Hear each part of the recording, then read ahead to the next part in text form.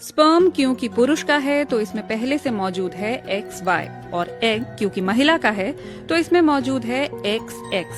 अब जब ये दोनों मिलेंगे तो क्या क्या कॉम्बिनेशंस बनेंगे, आप खुद ही सोच कर देखिए।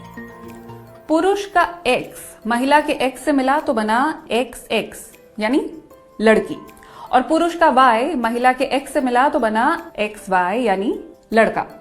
मतलब ये हुआ कि लड़का होगा या लड़की ये निर्धारित होता है पुरुष के क्रोमोसोम से, क्योंकि महिला के पास तो X के अलावा और कुछ है ही नहीं। अब बढ़ते हैं आगे और थोड़ा डिटेल में समझते हैं कि तीसरा लिंग यानी थर्ड जेंडर कैसे बनता है। ये 4 फैक्टर्स पर डिपेंड करता है। एक ये कि हमारे शरीर के अंदर रिप्रोडक्टिव ऑर्गन्स कैसे डेवलप कर रहे हैं, फिर ये कि जननांगों या प्राइवेट पार्ट्स का विकास कैसा हुआ है, इसके बाद हैं क्रोमोसोम्स और फिर हार्मोन्स।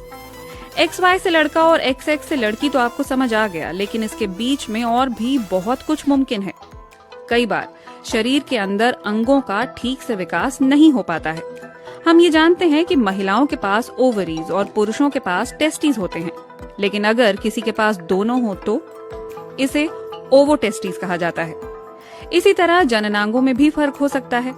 हो सकता है कि किसी का क्लिटोरिस बहुत बड़ा हो या फिर किसी का लिंग बहुत छोटा। और तो और ये भी मुमकिन है कि क्रोमोसोम के जोड़े की जगह किसी के शरीर में 3 तो किसी के शरीर में सिर्फ एक ही क्रोमोसोम बन पाया हो। और ये भी हो सकता है कि आपके सेल्स और हार्मोन्स के बीच में तालमेल ना बन पा रहा हो, या फिर कोई जरूरी हार्मोन बन ही ना रहा हो। ये सब थर्ड जेंडर की ओर इशारा करते हैं। अब क्योंकि ये कोई बीमारी नहीं है, इसलिए इसका कोई इलाज भी नहीं है। जब कोई बच्चा इंटरसेक्स के रूप में पैदा होता है तो क्या उसे लड़के या लड़की में तब्दील किया जा सकता है? डॉक्टरों की राय इस पर बंटी हुई है। कई जगह जेनिटल सर्जरी की जाती है, लेकिन अगर बचपन में ऐसा किया जाए तो बच्चा खुद ये तय करने की हालत में नहीं होता कि वो ऐसा चाहता भी है या नहीं। इस तरह की किसी गड़बड़ के साथ जो बच्चे पैदा होते हैं उन्हें इंटरसेक्स कहा जाता है। और हालांकि हर 2000 में से एक व्यक्ति इंटरसेक्स पैदा होता है, फिर भी हम इस बारे में खुलकर बात नहीं करते। आंकड़ों के अनुसार दुनिया के 1.7% लोग इंटरसेक्स हैं। अक्सर लोग इंटरसेक्स और ट्रांसजेंडर को एक ही समझते हैं।